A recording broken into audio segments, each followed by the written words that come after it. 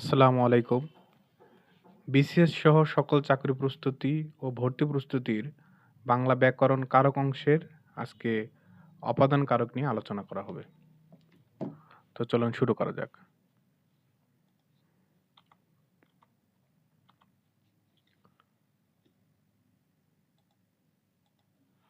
অপাদান শব্দের অর্থ উৎপন্ন বা বিচ্যুত। যা থেকে কিছু বিচ্যুত, গৃহীত, জাত, জাত মানে সৃষ্টি আরকি, বিরত, আরম্ভ, দূরীভূত ও রক্ষিত হয় এবং যা দেখে কেউ ভীত হয় তাকেই অপাদান কারক বলে। তাহলে অপাদান কারকটা হলো যা থেকে কোনো কিছু বিচ্যুত হবে, গৃহীত হবে, জাত বা সৃষ্টি হবে, বিরত থাকবে, আরম্ভ হবে, দূরীভূত হবে ও রক্ষিত হবে এবং যা দেখে কেউ ভীত হয় সেগুলো হলো অপাদান কারক। তার মানে যার কাছ থেকে কোনো কিছু তৈরি হওয়া বা উৎপন্ন হওয়া, সৃষ্টি হওয়া, জন্ম হওয়া বোঝাবে। যার কাছ থেকে হওয়া বোঝাবে সেটা হবে অপাদান। আর যে হবে সেটা কর্মকারক। যার কাছ থেকে কোনো কিছু উৎপাদন হবে, সৃষ্টি হবে সেটাকে বলবো আমরা অপাদান কারক।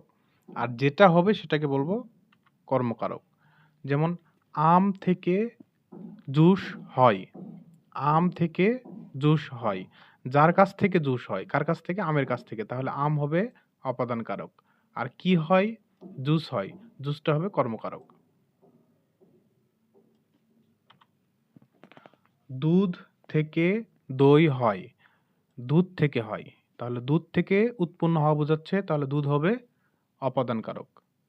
খেজুর রসে গুড় হয়। গুড় কোথা থেকে হয়? খেজুর রস থেকে হয়। তাহলে খেজুর রস হবে অপাদান কারক। প্রথমেই বলা হয়েছে যে যার কাছ থেকে কোনো কিছু তৈরি হওয়া, উৎপন্ন হওয়া বা সৃষ্টি হওয়া, জন্ম হওয়া বোঝাবে। তিলে তৈল হয়। তিলে তৈল হয় অর্থাৎ তিল থেকে তৈল হয়। তিল থেকে তৈল বের হয়। তাহলে তিলে হবে অপাদান কারক। কিন্তু তিলে তৈল আছে। এখানে আছে, আছে বলতে একটা জায়গা বোঝাইছে যে জায়গাতে তৈল আছে। কোথায় আছে? তিলে। তাহলে তিলে হবে অধিকরণ কারক। যার কাছ থেকে কোনো কিছু বিচ্যুত হওয়া বা হারিয়ে যাওয়া বা চলে যাওয়া, পালিয়ে যাওয়া বা দূরীভূত হওয়া বোঝায়, যার কাছ থেকে বোঝায় সেটা হবে অপাদান কারক। যেমন কাপটা উঁচু টেবিল থেকে পড়ে গেল। কাপটা পড়ে গেল কোথা থেকে? উঁচু টেবিল থেকে। তার মানে উঁচু টেবিল থেকে এটা হবে অপাদান কারক। চোখ দিয়ে পানি পড়ে। চোখ দিয়ে পানি পড়ে বলতে চোখ থেকে পানি পড়া বোঝায়। তাহলে চোখ থেকে যেহেতু পানি পড়ে, চোখ দিয়ে এটা হবে অপাদান কারক। ছাদ হতে পানি পড়ে। ছাদ হতে পানি পড়ে মানে ছাদ থেকে পানি পড়ে যাচ্ছে, ছাদ হতে বিচ্যুত হচ্ছে, তার মানে ছাদ হতে এটা হবে অপাদান কারক।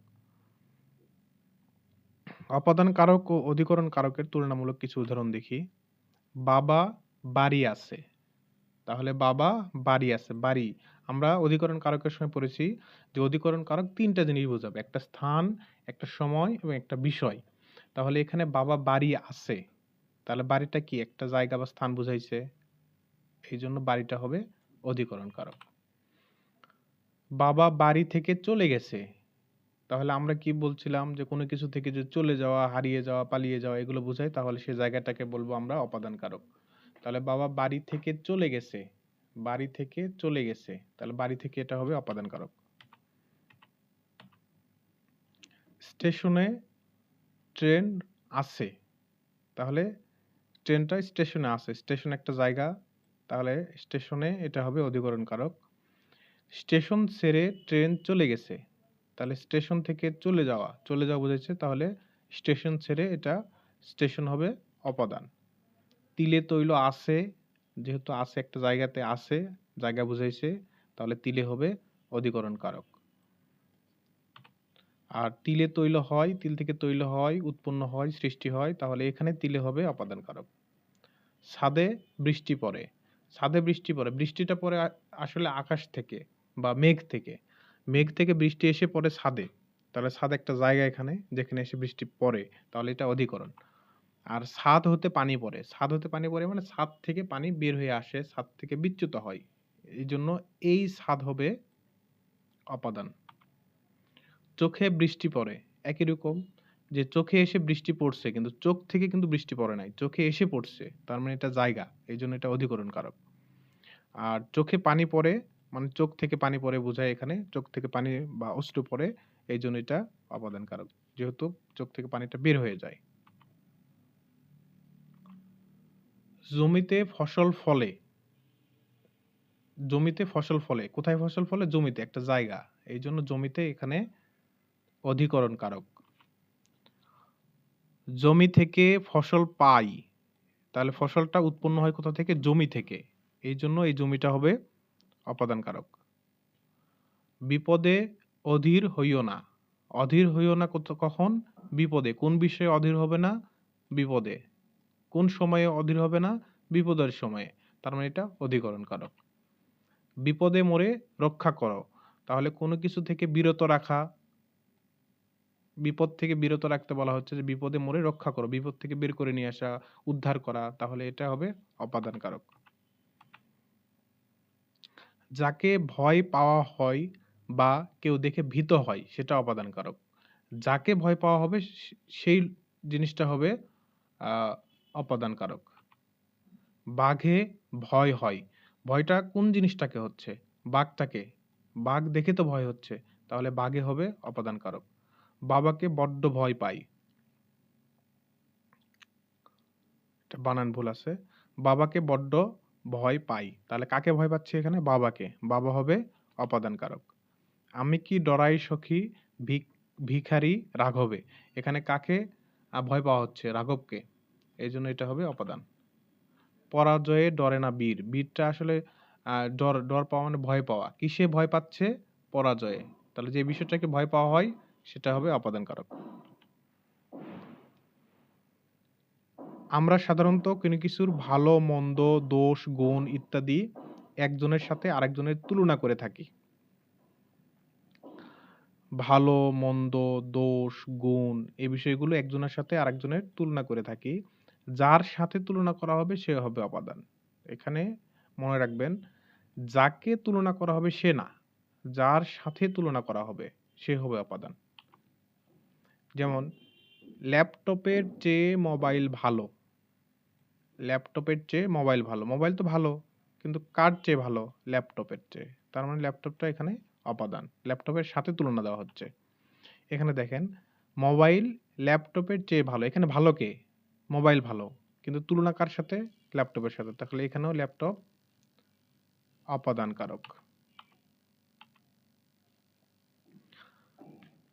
আমরা এক স্থান থেকে অন্য স্থানে যাই বা এক স্থান থেকে অন্য স্থানে দূরত্ব পরিমাপ করি।